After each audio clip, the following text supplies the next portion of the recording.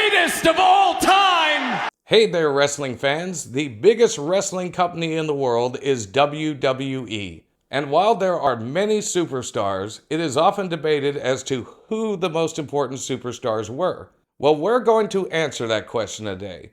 So this is the top 5 WWE superstars of all time. Number 5, Bruno Sammartino.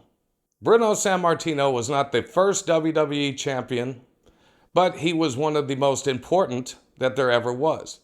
His first reign was a whopping 2,803 days, and his second reign was 1,237 days. That's a combined total of over 11 years. Now, you could be a 16-time, 17-time, 23-time, or billion-time world champion, and it will not have the prestige of being a champion twice with 11 years total. Bruno also sold out the Garden 188 times, at least that's the official stat. People do not realize that the only reason that Bruno was not champion longer is because he didn't want to be on the road anymore. The entire foundation of the WWE was built on top of Bruno's back, and that's why he makes this list. Number 4, John Cena.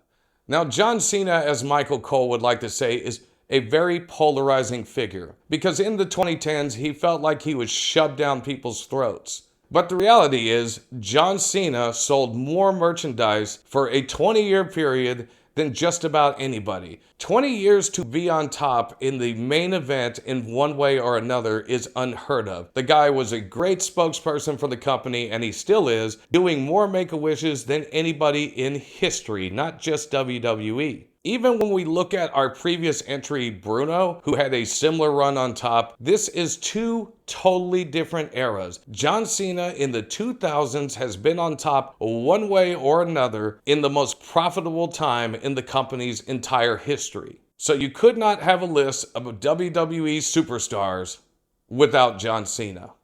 Number 3, The Rock.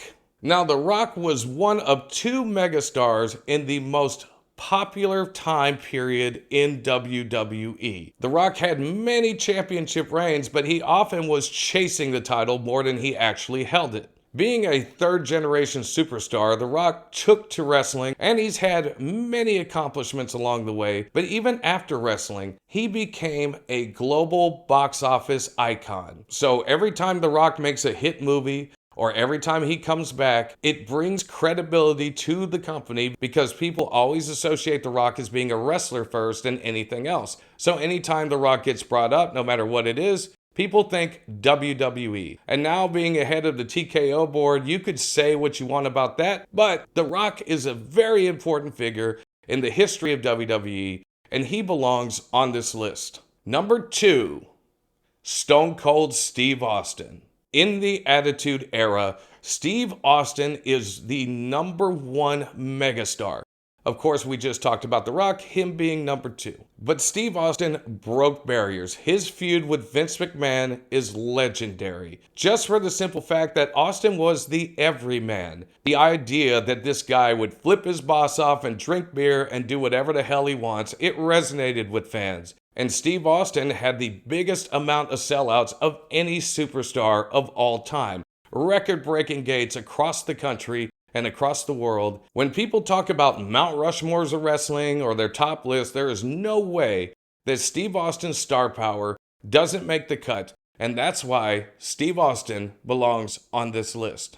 And the number 1 WWE superstar of all time is Hulk Hogan. Hulk Hogan was genuinely the first crossover megastar for the WWE. For better or worse, the global iconic company that WWE is was built off of Hogan's back. He is the one that the rocket ship was put on that made WWE mainstream and took it out of being just a regional Northeastern promotion. First pro wrestler to be on the cover of Sports Illustrated. Probably, not the, but probably one of the first wrestlers to do mainstream movies. Bringing in celebrities like Mr. T and Muhammad Ali into the first WrestleMania. Making WWE more than just pro wrestling. People that weren't alive then do not understand how important Hogan was to the overall health of the company. They look back at tapes and they see his moves and they don't get it. But Hogan, he didn't need to do much.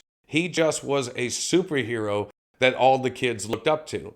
Hogan sold out Madison Square Garden and arenas all across the country, and while his box office gates and merchandise sales aren't as much as Austin's were, WWE was not nearly as popular at the time, and you couldn't just go to Walmart and buy a Hogan t-shirt.